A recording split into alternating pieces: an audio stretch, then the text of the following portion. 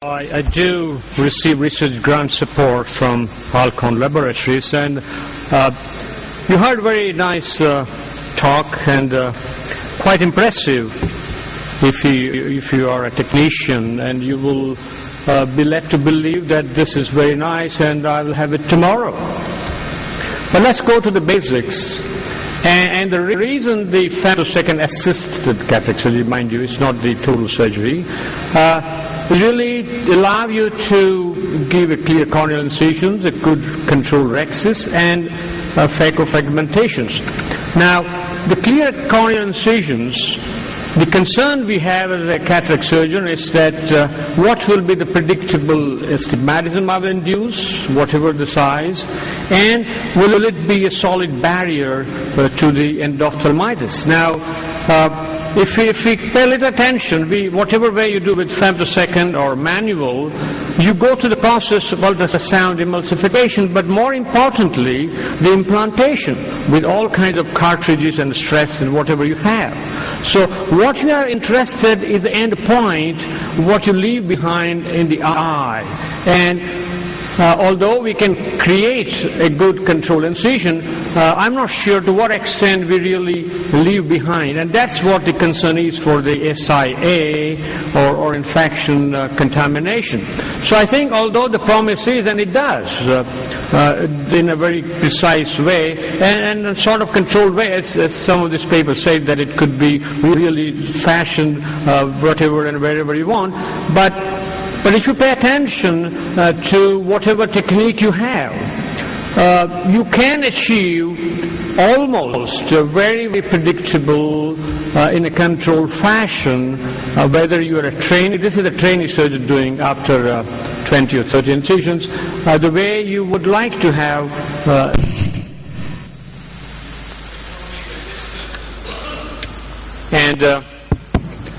distance between external incision, internal incision, and so on. So I think it does need some learning curve, and it may not be possible for everybody, but if you just take time, and the best part the femtosecond has done today to all of us is that we all now have started it, and we should pay more attention to every little details like this, that you want to from time to time control the distance between external and internal so that you have a good vowel, and that sort of basics, if you do that, works well. And even the paracentesis incisions, if you pay attention, it is the paracentesis small incision actually which really could be the source of contamination and not the valvular incision domain. So I think if you pay attention to these little small tricks or little steps, you don't need to worry about the objective and the expected outcome measures. We want to achieve that. So that's one thing, but ultimately, can you really prevent these dense cataract induce heat generation, because the phacophagmentation is necessary, although I understand and there's no doubt that it reduces the energy. And sometimes if you cannot put it completely, it's not an easy to open up. And by the way, you can't put a limbal incision with femtosecond. It has to be truly clear cornea. And I believe the limbal incision has some advantages over clear corneal incision. So although I recognize as a technician that it does give and initiate a very good platform for incision, there isn't that much of a robust data to convince me to buy. Will I buy this femto for incision making? That's a question I have. I don't think I will buy femtosecond for just whatever the predictive, the claims on the true claims that I will buy that. Now, coming to the rhexis, yes, it does affect, the total cover does affect. The question is, on one hand, on one side you have total cover, both have total cover, but this is symmetrical cover. Well, this is the total cover, but asymmetrical, little rim there, but more there. Now, is there a difference between a symmetrical cover versus asymmetrical cover? This would be a manual, although both are manual here. This is more for my trainee surgeon, and this is by experienced surgeon. Will this two total cover make that much of a difference when you translate to the clinically to the patient's objective and subjective measure? Sure. So the promise that it's easy to perform, yes, it is, and it is predictable, and it's truly precise, as we've seen that.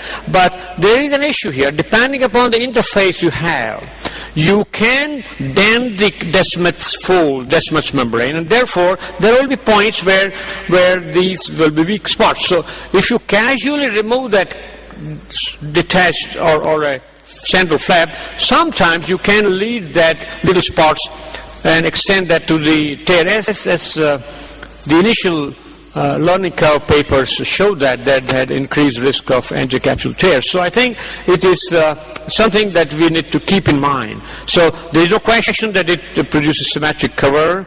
It does produce predictably the correct or whatever effective lens position it achieves. You can predict it, and you can customize a constant, but a constant can be customized and should be customized, whatever the technique you have, whether it's myopic group, the hypermetropic group, this lens, that lens. For every subgroups, you need to have your own personalized a constant, and then you can get better refractive outcome. But we recognize that it does show better centration and good cover.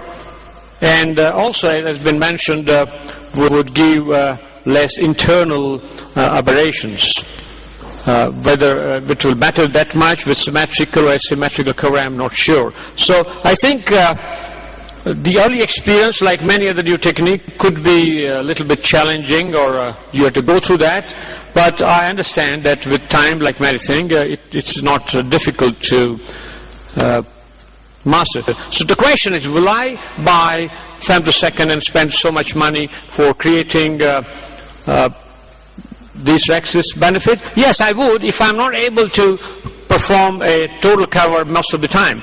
We did a study in our center where myself, the other consultants, and the trainee after 50 rhexis did 100 consecutive rhexis, and the incidence of total cover, not symmetrical though, was 99, 97, and 94% in these three groups. So if you can achieve a total cover of some sort, you need to question, would I buy this for that objective? And finally, this nucleus fragmentation. With this newer technology and newer machines we have up our sleeves, and the new concepts of division, the energy delivery, I don't know whether you can justify buying only for fragmentation. And these little initial problems we recognize, fortunately, to prevent. But there are machines, there are situations where it could be embarrassing. You're done, the patients have done a great job, you've done a great job, a lot of money, patient is paid, and goes red eye for 2 weeks. And what about this intraocular pressure rise? I don't know. We sort of want to have a stable chamber, less fluctuation, less absolute rise, and here we are not bothered about that kind of rise we produce to the eye. And in these complicated scenario, it's possible to do all these techniques, including femto, but the predictability and the comfort levels, I'm not sure whether we justify with that, and the procedural time in most of the setup would be more, which may not be a concern, but this is the concern. Do you justify these technical benefits by asking a patient to pay so much? I think we may, if the clinical data, and I'm sure we will have more data in this year and next year, and if we are convinced on the translation of these technical benefits to our patients, I think we need to then balance the cost effectivity versus cost benefit ratio. But at the moment, I think it's only few who really have dared and can afford to shift the balance. So as it's been said, my colleagues said that if you are not able to do good rhexis, you better have a femtosecond. But the paradox is that those who cannot really don't have enough resources and training to get to this higher technology, and those who are able to do it don't feel the need at this point of time with the available evidence on the clinical frontier. So that's the reason I haven't bought the femtosecond yet, but I must tell you that I'm a likely candidate to have that in the near future once I'm convinced on my clinical ground for my patients. Thank you so much.